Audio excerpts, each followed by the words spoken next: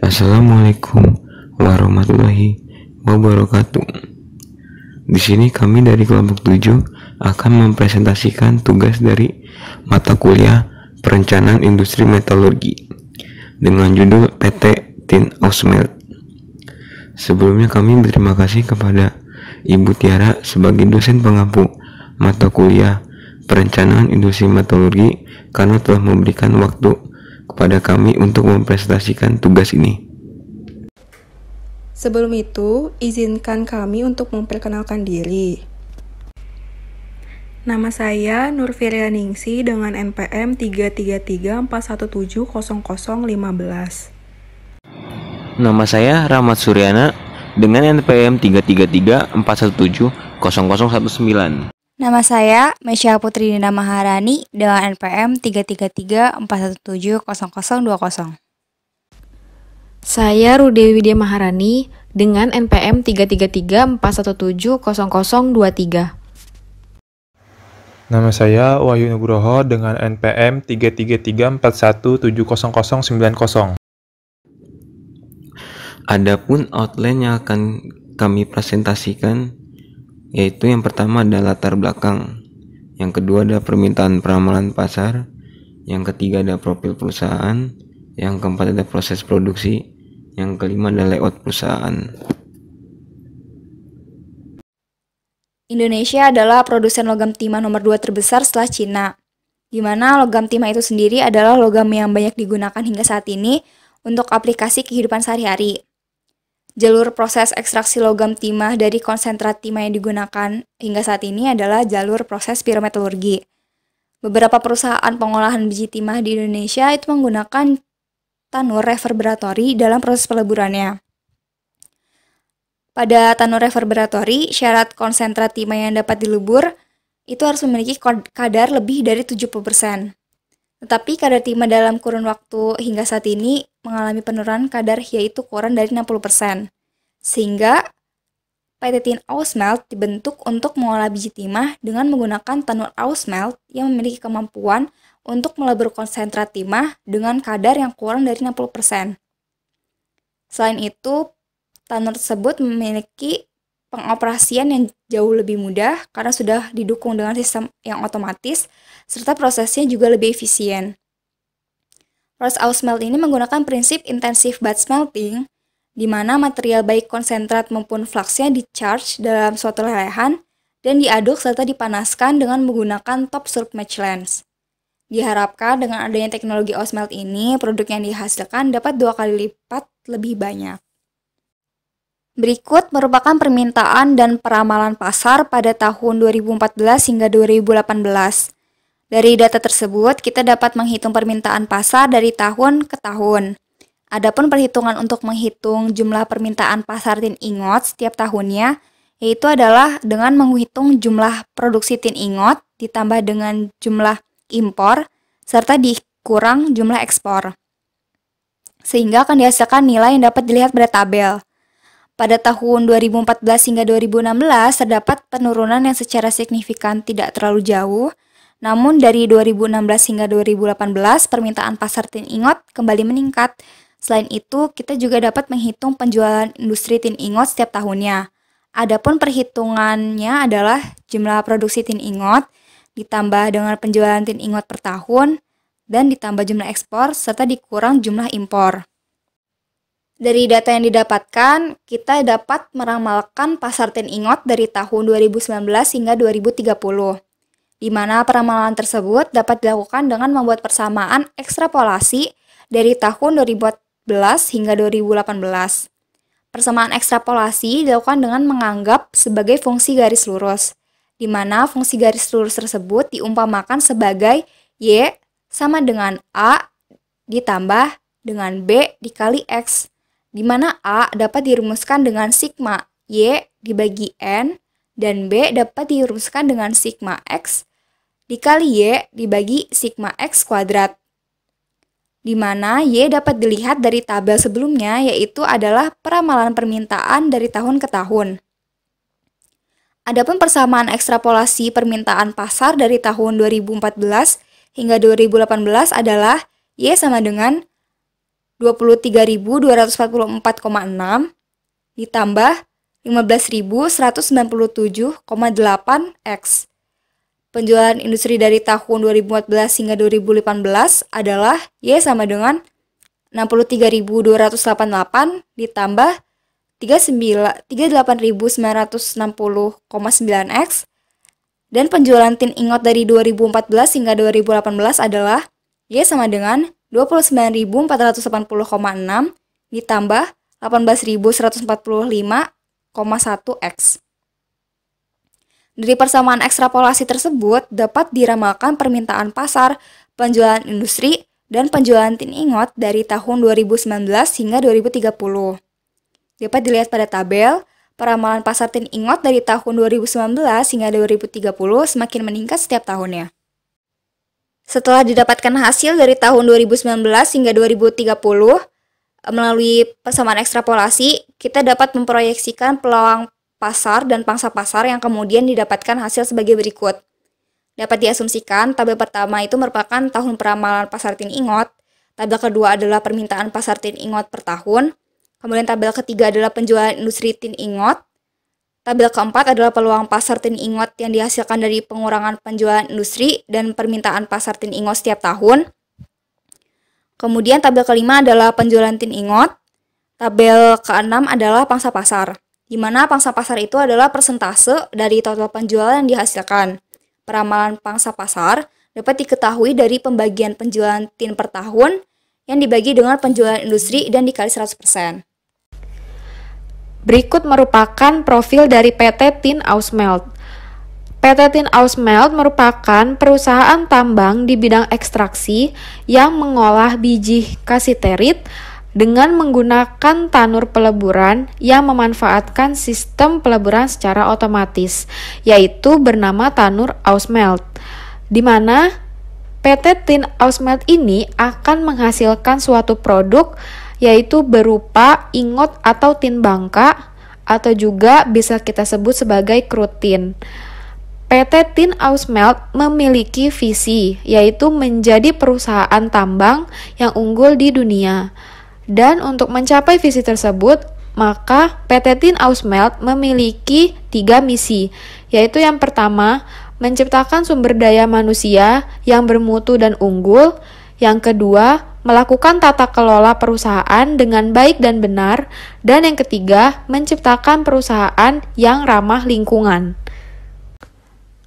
Ini adalah proses pengolahan mineral yang berada di PT Tin Ausmelt, yaitu dimulai dari feed berupa biji kasiterit akan dimasukkan langsung ke jighars primer.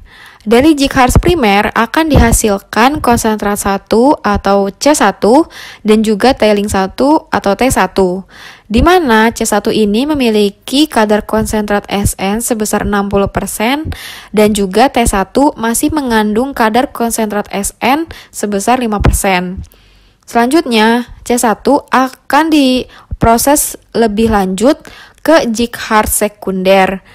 Sementara itu, T1 akan diolah ke jighars tertier karena masih mengandung sedikit kadar konsentrat dari Sn. Selanjutnya, dari jighars sekunder akan dihasilkan konsentrat 2 atau C2 dengan kadar konsentrat Sn sebesar 70% dan tailing 2 atau T2 masih mengandung kadar konsentrat Sn sebesar 2%. Dari jighars tertier akan dihasilkan konsentrat 3 atau C3 dengan kadar konsentrat Sn sebanyak 70% dan juga tailing 3 dengan kadar konsentrat Sn sebesar 2%. Sementara itu, T2 yang dihasilkan oleh jighars sekunder dan T3 yang dihasilkan dari jighars tertier akan diproses lebih lanjut ke settling pond untuk diolah kembali karena masih mengandung sedikit kadar konsentrat dari Sn. Maka akan dihasilkanlah tailing 4 atau T4 dengan kadar Sn sebesar 1%. Dan kemudian akan dimasukkan ke tailing dam. Selain itu, dihasilkanlah juga konsentrat 4 atau C4 dengan kadar konsentrat SN sebesar 70%. Kemudian, konsentrat 2 atau C2 dari Jig-Hard sekunder, C3 dari Jig-Hard tertier, serta C4 dari settling pond, semuanya akan dimasukkan ke dalam rotary dryer.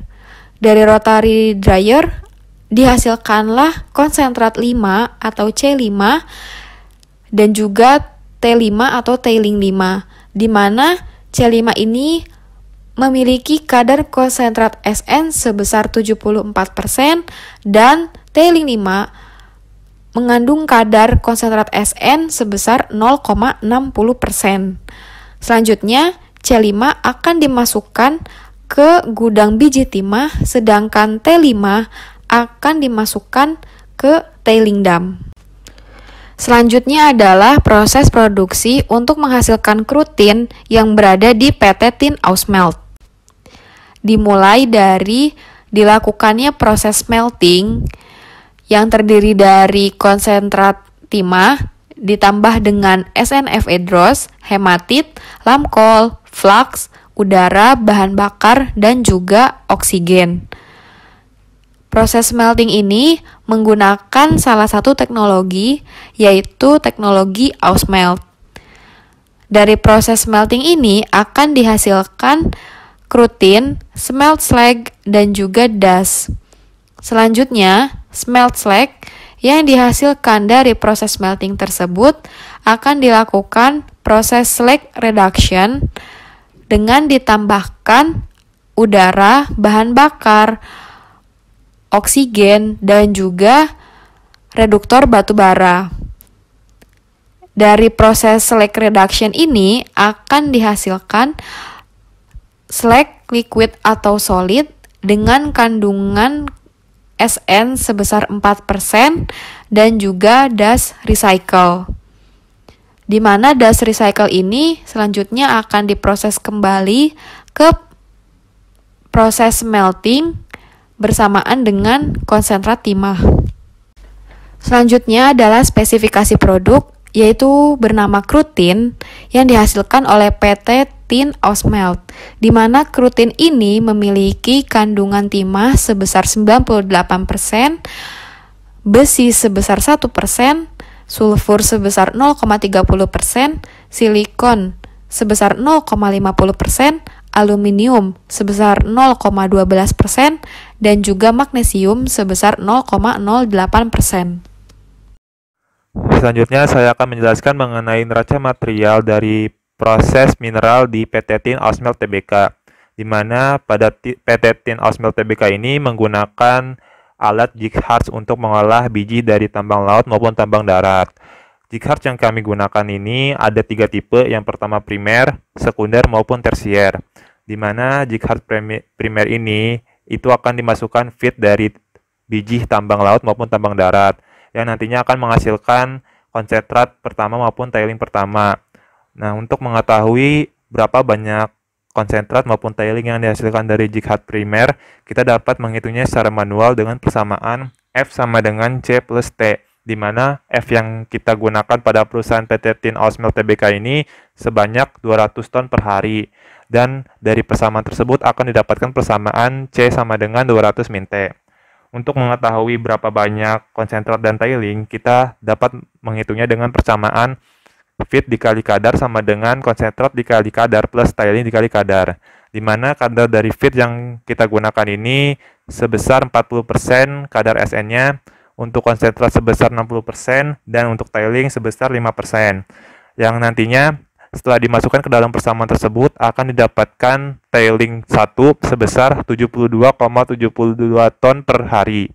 Untuk mengetahui banyaknya konsentrat, T1 tersebut dimasukkan kembali ke persamaan awal, di mana F sama dengan C plus T, dan didapatkan C sebesar 127,28 ton per hari.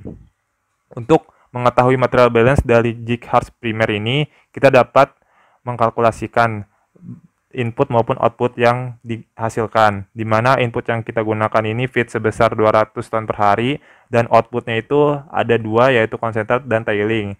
Dan jika dijumlahkan hasilnya sama, yaitu 200 ton per hari. Selanjutnya, setelah dilakukannya proses jig-heart primer, nantinya akan dilakukan tahap selanjutnya, yaitu jig-heart sekunder, di mana pada jig-heart sekunder ini feed yang dimasukkan berupa konsentrat pertama hasil dari jig-heart primer. Tujuan dari proses jig-heart sekunder ini yaitu untuk meningkatkan kadar konsentrat yang nantinya akan digunakan untuk peleburan di ausmelt. Hasil dari jig-heart sekunder ini yaitu tailing 2 maupun konsentrat 2. Untuk mengetahui banyaknya konsentrat 2 maupun tailing kedua ini, kita dapat mengetahuinya dengan persamaan C1 sama dengan C2 plus T2, di mana C1 ini sebesar 127,28 ton per day sama dengan C2 plus T2. Dan nantinya didapatkan persamaan C2 sama dengan 127,28 min T2. Untuk mengetahui banyaknya konsentrat kedua maupun tailing kedua, kita dapat menghitungnya dengan persamaan feed dikali kadar sama dengan konsentrat dikali kadar plus tailing dikali kadar, di mana feed yang kita gunakan ini yaitu konsentrat pertama, kadar SN-nya sebesar 60%, dikali dengan 127,28 sama dengan 127,28 min T2 dikali kadar dari konsentrat kedua ini yaitu sebesar 70%, ditambah dengan kadar dari tailing kedua ini 2% dikali T.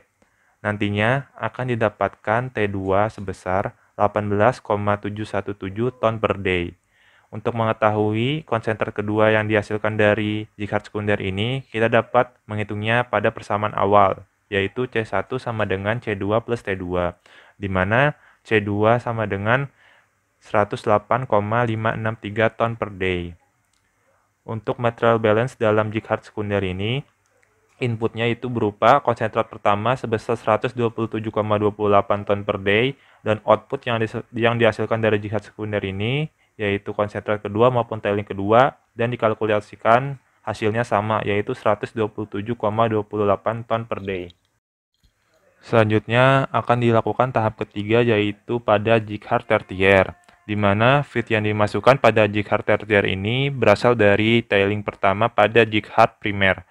Hasil dari jig-heart tertier ini akan menghasilkan konsentrat 3 maupun tailing ketiga. Untuk mengetahui banyaknya konsentrat 3 maupun tailing ketiga, kita dapat mengetahuinya dengan persamaan T1 sama dengan C3 plus T3, di mana T1 dari hasil jig-heart primer ini sebesar 72,72 ton per hari sama dengan C3 plus T3, dan didapatkan persamaan C3 sama dengan 72,72 min T3.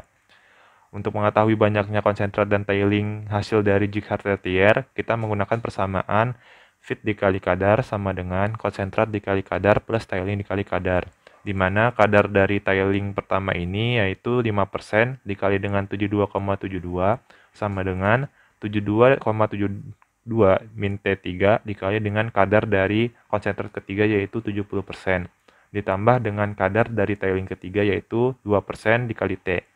Hasil dari persamaan tersebut didapatkan T3 sama dengan 69,508 ton per hari. Dan untuk mengetahui konsentrat ketiga, dilakukan persamaan pertama yaitu T1 sama dengan C3 plus T3, dan didapatkan konsentrat ketiga ini sebanyak 3,212 ton per hari. Material balance dalam jig-heart tertier ini yaitu inputnya berupa tailing 1 sebesar 72,72 ton per hari, dan outputnya itu C3 dan T3, dan dikalkulasikan hasilnya yaitu sama 72,72 ton per hari. Selanjutnya akan dilakukan tahapan pada settling point, di mana pada settling point ini feed yang dimasukkan berupa tailing ketiga maupun tailing kedua, hasil dari jig-heart tertier dan hasil dari jig-heart sekunder. Dalam settling point ini diolah tailing dikarenakan pada tailing tersebut masih mengandung kadar SN yang cukup banyak yang dapat dimanfaatkan kembali sebagai bahan untuk peleburan di ausmelt nanti.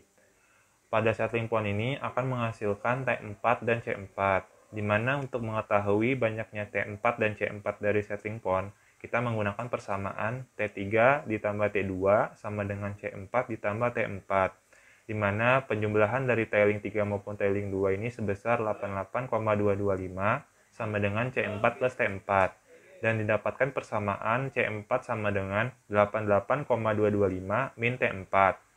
Dari persamaan tersebut, nantinya akan dimasukkan ke persamaan F dikali kadar sama dengan C dikali kadar plus T dikali kadar, di mana kadar dari feed berupa tiling ini sebesar 2%, dikali dengan 88,225 sama dengan 88,225 min T4 dikali dengan kadar dari C4 sebesar 70%, ditambah dengan kadar dari tiling 4 sebesar 1% dikali T.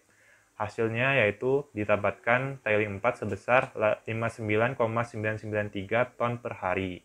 Dan untuk mengetahui konsentrat keempat dari setting point ini, kita dapat mengetahui dengan persamaan T3 plus T2 sama dengan C4 ditambah T4, yang didapatkan C4 sebesar 28,232 ton per hari. Dari setting point ini didapatkan material balance, yaitu input maupun output, yang dimana inputnya ini T3 dan T2 jika dikalkulasikan hasilnya 88,225, dan outputnya berupa C4 dan T4, yaitu jika dikalkulasikan hasilnya sama, yaitu sebesar 88,225 ton per hari. Selanjutnya akan dilakukan tahapan terakhir pada proses mineral di PT Tin Ausmelt Tbk ini, di mana pada tahapan terakhir ini dilakukan di rotary dryer. Input yang dimasukkan dalam rotary dryer ini berupa konsentrat hasil dari jig heart sekunder, jig heart tertier, maupun setting point, yang nantinya akan menghasilkan konsentrat 5 dan tiling 5. Banyaknya konsentrat kedua ini sebesar 108,563 ton per hari, dan C3 sebesar 3,212 ton per hari, dan C4 sebanyak 28,232 ton per hari. Dan jika dikalkulasikan itu sebesar 140,007 ton per hari. Dan untuk mengetahui banyaknya C5 dan T5 dari rotary dryer, kita dapat menghitungnya dengan persamaan C2 ditambah C3 ditambah C4 sama dengan C5 ditambah T5, di mana hasil penjumlahan dari konsentrat 2, 3, dan 4 ini didapatkan sebesar 140,007 ton per hari, yang nantinya akan didapatkan persamaan C5 sama dengan 140,007 min T5. Dari persamaan tersebut nantinya akan dimasukkan ke dalam persamaan feed dikali kadar sama dengan konsentrat dikali kadar plus tiling dikali kadar, di mana feed yang dimasukkan ini kadarnya sebesar 70% dikali dengan 140,007 sama dengan 140,007 min T5 dikali kadar dari konsentrat timah di rotary dryer sebesar 74%, ditambah kadar dari tiling 5 sebesar 0,6% dikali T5. Hasil dari persamaan tersebut didapatkan T5 sebesar 7,63 ton per hari. Dan untuk mengetahui banyaknya konsentrat 5 dari rotary dryer, kita dapat menghitungnya dengan persamaan C2 ditambah C3 ditambah C4 sama dengan C5 ditambah T5, yang didapatkan C5 sebesar 132,377 ton per hari. Dan material balance dalam rotary dryer ini inputnya berupa konsentrat 2 dan konsentrat 3 serta konsentrat 4 jika dikalkulasikan sebesar 140,007 ton per hari, dan untuk outputnya itu berupa C5 dan T5, dan jika dikalkulasikan hasilnya sama dengan input, yaitu 140,007 ton per hari. Selanjutnya, saya akan menjelaskan mengenai neraca material dari proses peleburan di PT Tin Ausmelt Tbk dengan kapasitas dalam 1 tahun sebanyak 365 hari, utilisasi sebesar 95%, dan untuk mengetahui jumlah hari efektif yaitu 365 dikali dengan 95%, didapatkan 347 hari.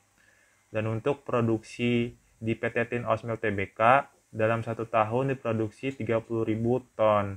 Dan untuk mengetahui berapa banyak produksi dalam 1 hari, yaitu 30.000 dibagi dengan 347, didapatkan 86,51766 ton per hari. Dan untuk mengetahui berapa banyak produksi dalam 1 jam, yaitu 86,51766 dibagi dengan 24 jam, didapatkan produksi sebanyak 3,604903 ton per jam. Dan spesifikasi produk dari proses peleburan ini yaitu dapat dilihat pada tampilan layar berikut. Komposisi raw material yang digunakan dari proses peleburan di PT Tin Osmelt Tbk ini yaitu terdapat dari biji dari laut, biji dari darat, slag 1 recycle, SNFE DROS, das, dan hematit. Dan dari masing-masing raw material tersebut memiliki komposisi yang berbeda-beda yang dapat dilihat pada tampilan layar PowerPoint berikut. Selanjutnya, untuk menghitung output dari proses peleburan, yaitu didapatkan dari spesifikasi produk dikalikan dengan produksi banyaknya per jam, di mana dalam spesifikasi produk terdapat unsur Sn, Fe, S, Si, Al, dan Mg yang memiliki komposisi yang berbeda-beda. Dan untuk mengetahui banyaknya output yang dihasilkan dari proses peleburan tersebut, yaitu persen dari spesifikasi produk Sn 98 dikali dengan banyaknya produksi per jam yaitu 3,604 ton per jam. Didapatkan hasilnya yaitu 3,5328 ton per jam. Dan untuk mengetahui berapa banyak kilogram yang didapatkan yaitu tinggal dikalikan dengan 1000. Dihasilkan 3.532,805 kg per jam. Dan untuk perhitungan unsur yang lainnya seperti Fe, S, Si, Al, dan Mg sama, hanya berbeda dengan pengalian sesuai dengan unsurnya. Dan untuk mengetahui banyaknya input yang dihasilkan atau yang digunakan dalam proses peleburan, yaitu dengan rumus 100% dibagi dengan persen recovery dikali dengan berat kilogram yang dihasilkan di output proses peleburan. Contohnya seperti unsur Sn, yaitu 100% dibagi dengan 100% dikali dengan banyaknya output yang dihasilkan yaitu 3.532,805 kg per jam dan didapatkan berat input yang digunakan yaitu sebanyak 3.532,804 kg. Dan untuk perhitungan unsur yang lainnya sama dan sesuai dengan unsurnya. Selanjutnya, untuk oksigen yang digunakan dari proses peleburan ini terdapat 5 proses oksidasi. Yang pertama ada unsur Si, Al, Mg, Fe, dan S, di mana dalam proses oksidasi yaitu berat yang teroksidasi didapatkan dari 100% dikurang dengan persen recovery dikali dengan berat kilogram input.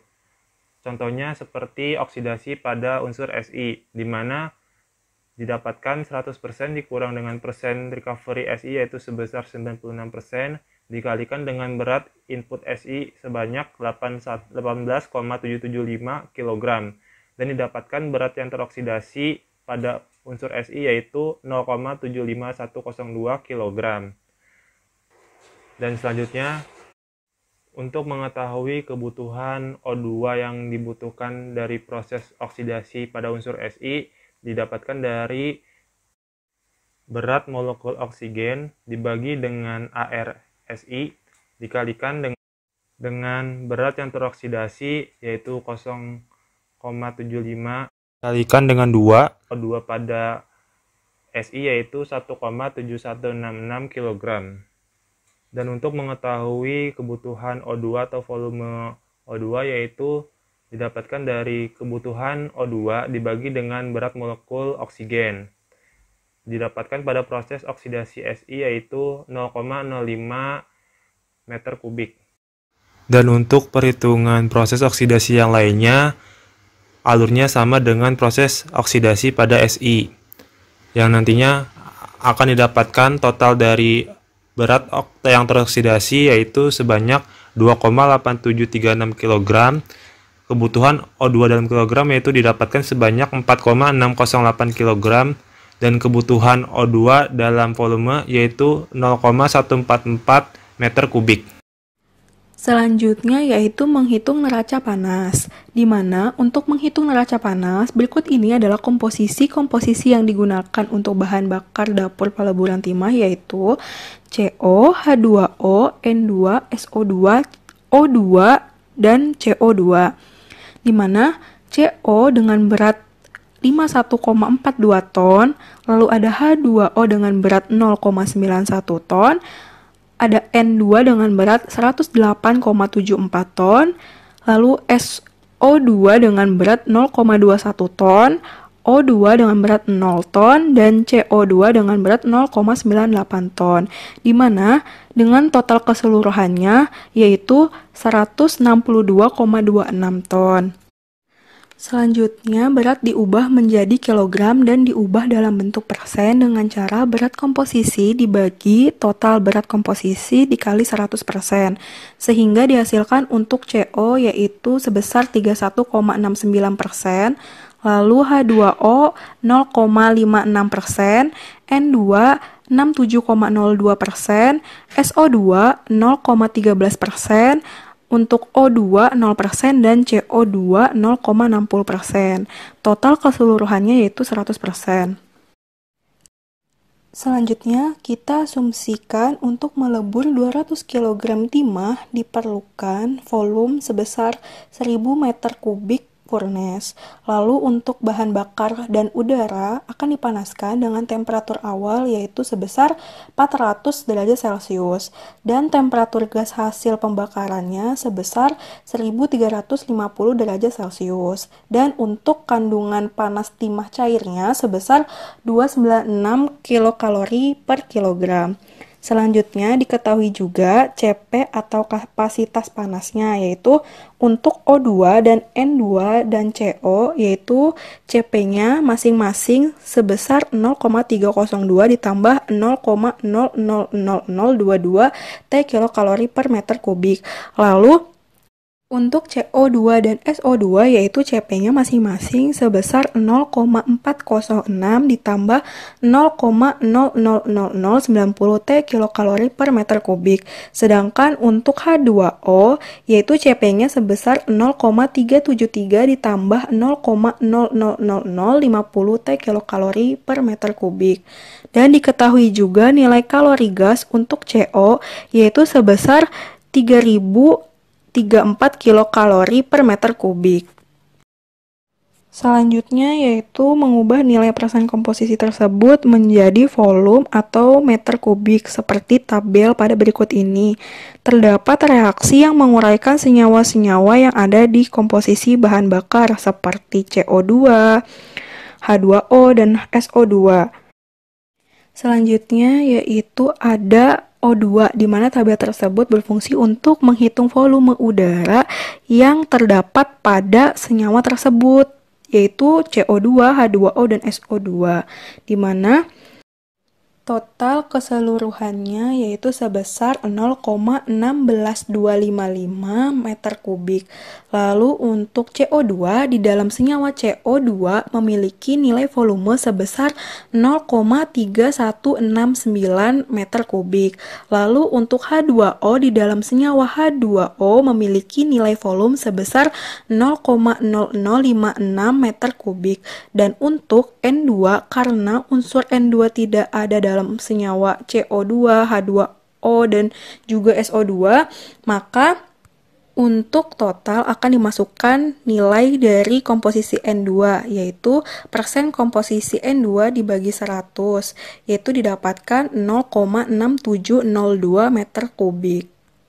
Sedangkan untuk SO2, di dalam senyawa SO2 memiliki volume sebesar 0,0013 meter kubik. Selanjutnya, menghitung udara atau O2 kering, yaitu dengan total volume O2-nya dibagi dengan jumlah O2 di bumi, yaitu 0,16255 dibagi dengan 0,21 akan menghasilkan 0,774 meter kubik. Sedangkan untuk menghitung N2 kering, yaitu jumlah N2 di bumi dibagi dengan O2 kering, yaitu 0,79 dibagi 0,774, sehingga menghasilkan 0,61146 meter kubik.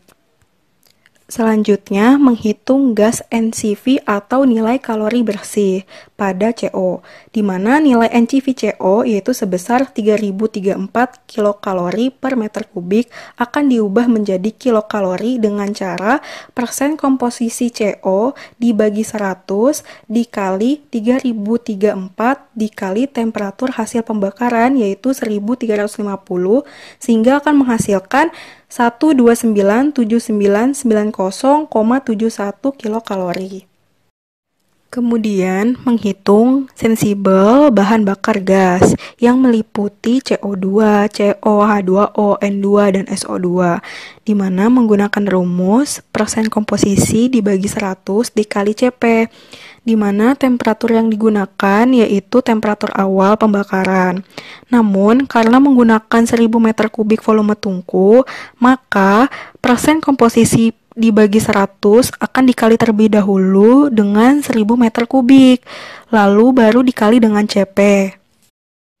Seperti untuk menghitung sensibel bahan bakar gas untuk CO2, di mana persen komposisi CO2 dibagi 100 dikali 1000 akan menghasilkan 6. Lalu akan dikalikan dengan nilai CP CO2, di mana temperatur yang digunakan yaitu 400 derajat Celcius, sehingga menghasilkan 1060,8 kilokalori. Lalu untuk CO, di mana persen komposisi CO dibagi 100 dikali 1000 akan menghasilkan 316,9. Lalu dikali dengan nilai CP/CO di mana temperatur yang digunakan juga 400 derajat Celcius, menghasilkan 39397,008 kilokalori. Untuk H2O, N2, dan SO2 juga sama dengan menggunakan rumus tersebut, di mana persen komposisi akan dibagi dengan 100, lalu dikali 1000, dan dikali dengan CP dari komposisi tersebut, sehingga nilai sensibel bahan bakar gas untuk H2O yaitu menghasilkan 880,32 kilokalori, untuk N2 menghasilkan 83319,264 kilokalori, dan untuk SO2 menghasilkan 229,84 kilokalori.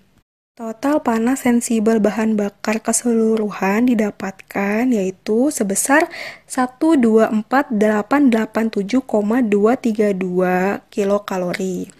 Selanjutnya yaitu menghitung panas sensibel udara dengan menggunakan rumus persen udara kering dibagi 100 dikali 1000 lalu dikali dengan CPO2 dengan temperatur 400 derajat Celcius sehingga menghasilkan 96223,68 kilokalori.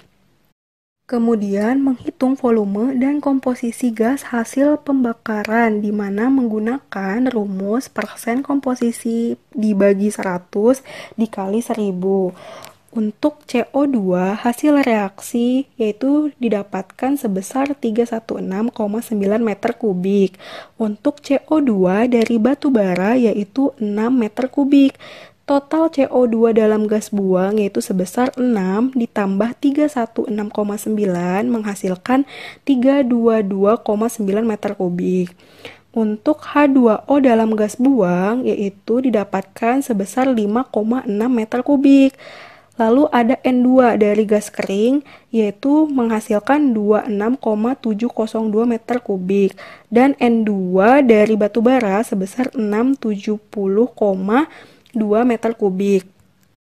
Total N2 dalam gas buang yaitu sebesar 26,702 ditambah 670,2 dihasilkan 696,902 meter kubik.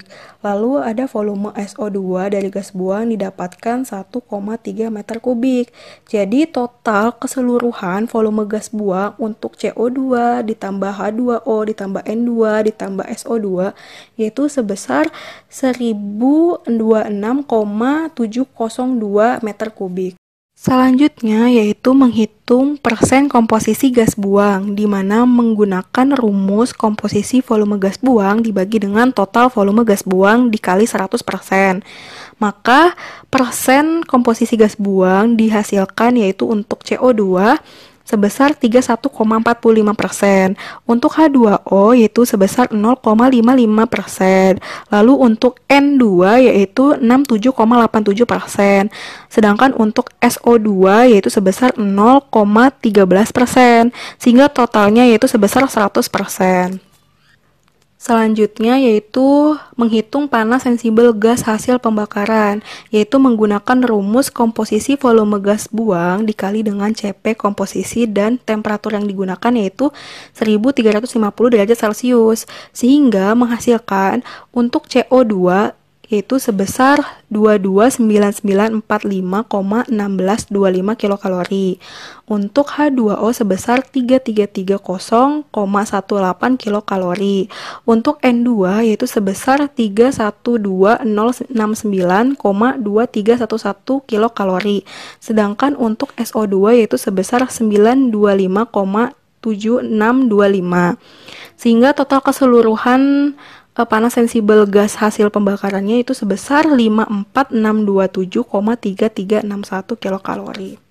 Kemudian untuk menghitung panas peleburan timah yaitu 200 kg timah akan dikalikan dengan kandungan panas timah cair yaitu sebesar 296 kilokalori per kilogram, yaitu akan menghasilkan 59.200 kilokalori. Jadi, nilai neraca panas pada dapur yaitu untuk heat input berisi yaitu yang pertama NCV gas yaitu sebesar 1297990,71 kilokalori dan yang kedua yaitu panas sensibel bahan bakar gas yaitu sebesar 124.887,232 kilokalori dan yang ketiga yaitu panas sensibel udara yaitu sebesar 96223,68 kilokalori. Sehingga total heat inputnya yaitu sebesar 1519101,622 kilokalori. Lalu untuk heat output yaitu berisi yang pertama, panas sensibel gas buang itu sebesar 546270,3361 kilokalori. Dan yang kedua yaitu panas peleburan timah yaitu sebesar 59.200 kilokalori. Dan yang ketiga yaitu panas tak termanfaatkan atau panas hilang yang melalui radiasi, konveksi, konduksi, dan sebagainya yaitu sebesar 913.631,2859 kilokalori. Jadi total heat outputnya yaitu sebesar 1519101,622 kilokalori. Untuk menghitung atau menentukan nilai efisiensi pembakaran dapat dihitung dengan jumlah panas sensibel gas buang ditambah dengan peleburan timah, lalu akan dibagi dengan total heat output atau heat input, lalu dikali dengan 100% sehingga menghasilkan nilai efisiensinya yaitu sebesar 39,85%. Selanjutnya di sini saya akan menjelaskan layout perusahaan dari PT Tin Ausmelt ini. Pada perusahaan ini terdapat dua gedung utama proses. Yang pertama itu ada mineral proses dan ada Ausmelt proses. Yang pertama kita akan membahas mineral proses terlebih dahulu. Alasan kenapa kita meletakkan mineral proses dekat dengan pelabuhan karena pada proses penambangan di perusahaan ini kita menambang biji timah atau mineral timah itu dari laut menggunakan kapal keruk. Maka kita membutuhkan pelabuhan untuk sebagai tempat berlabuhnya kapal-kapal seperti kapal isap dan kapal keruk ini. Sehingga jarak untuk dari pelabuhan ke mineral proses tidak terlalu jauh, maka dari itu kita dapat menghemat biaya bahan bakar dari transportasi untuk membawa mineral yang tadinya kita tambang menuju ke gedung mineral processing ini. Pada perusahaan ini terdapat 3 gudang atau storage. Yang pertama ada konsentrat storage atau gudang konsentrat. Pada gudang ini disimpan konsentrat-konsentrat yang telah dilakukan pengolahan mineral yang sebelumnya telah dilakukan. maka akan disimpan di gudang ini. Selanjutnya ada tin ingot storage. Tin ingot storage merupakan produk hasil dari osmotic processing ini yang berupa tin ingot.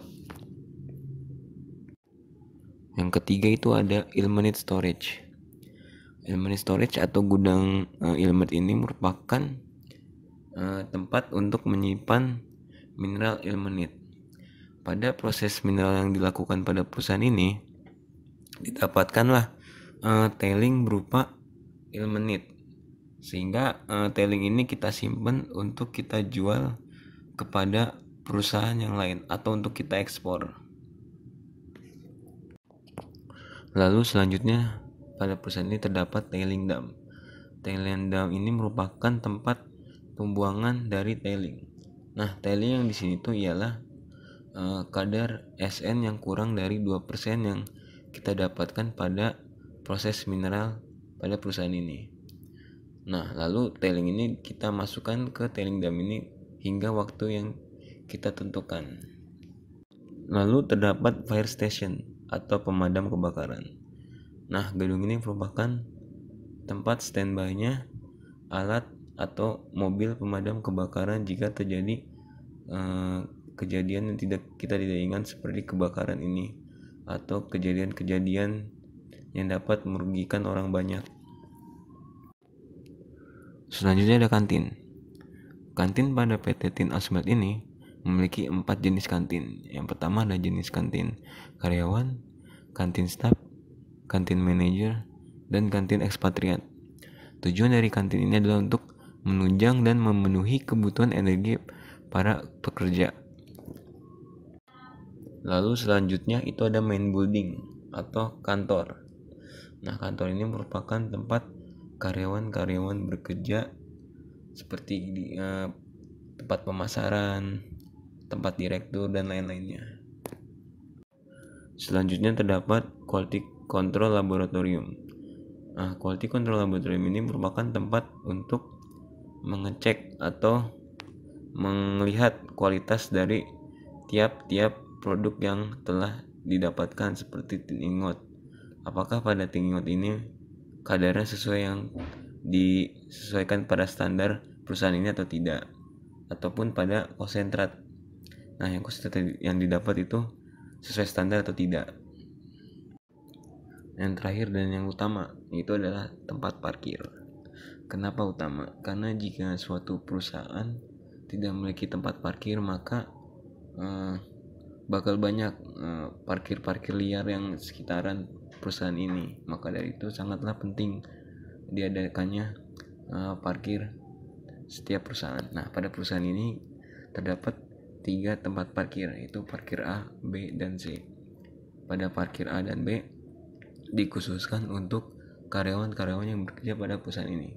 Sedangkan untuk parkir C merupakan parkir yang dikhususkan untuk top man pada perusahaan ini. Itu kenapa parkir C didekatkan dengan main building. Selanjutnya di sini saya akan menjelaskan layout dari gedung proses mineral. Pada gedung ini terdapat 3 ruangan. Ruangan pertama itu yang ada di atas kiri ini. Itu terdapat 4 mesin jihad primer dan 4 mesin jihad sekunder. Gedung yang tengah atau gedung kedua ini terdapat rotary dryer dengan ada 6 unit.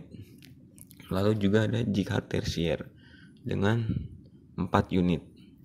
Lalu ruangan yang terakhir yaitu ruangan 3 itu ada mesin jihad primer 4 unit dan jihad sekunder dengan 4 unit.